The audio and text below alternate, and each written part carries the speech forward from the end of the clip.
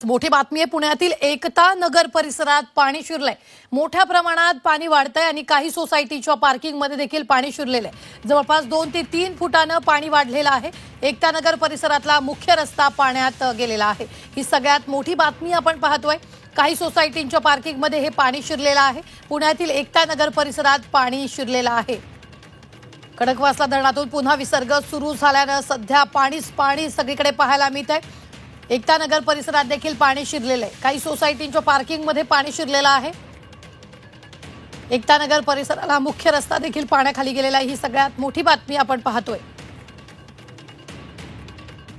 या संदर्भात ताजे अपडेट देत आहेत आपले प्रतिनिधी निलेश खरमरे। निलेश, काय परिस्थिती आहे? रुबीना, खरं तर सकाळी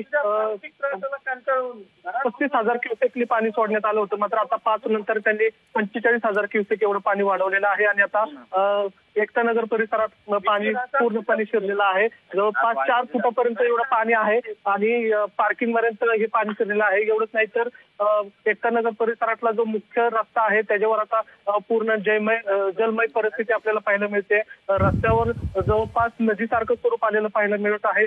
पूर्ण रस्ता आणि अनेक सोसायटींचं जे पार्किंग आहे ते आता पाण्याखाली गेलेलं आपल्याला पाहायला मिळतंय।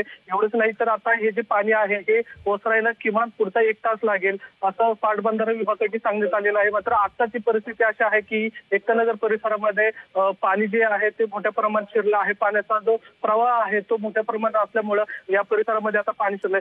या ठिकाणी कुठलीही जीवितहानी किंवा स्थानिक नागरिकांचं नुकसान झालं नाहीये। याचं कारण म्हणजे सकाळपासूनच या ठिकाणी प्रशासन कामाला लागलं होतं, त्यामुळे वेळेआधीच नागरिकांना स्थलांतर केलं आहे। त्यांच्या काही गोष्टी असतील, दुकानं असतील, ते वेळेआधीच स्थलांतर केल्यामुळे या ठिकाणी आता तरी नुकसान झालेलं नाहीये। मात्र आता या ठिकाणी पाणी मोठ्या प्रमाणात शिरलेलं आहे।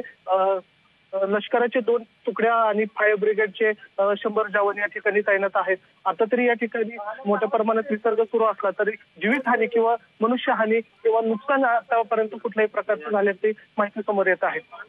निश्चित धन्यवाद निलेश, ताजे अपडेट देण्यासाठी। आम्ही वेळोवेळी तुमच्याकडून या संदर्भातले ताजे अपडेट घेत राहणार आहोत। तुर्तास आपण पाहतो एकता नगरमध्ये पुन्हा पाणी झाल्याचं आपल्याला या दृश्यांमध्ये पाहायला मिळतं।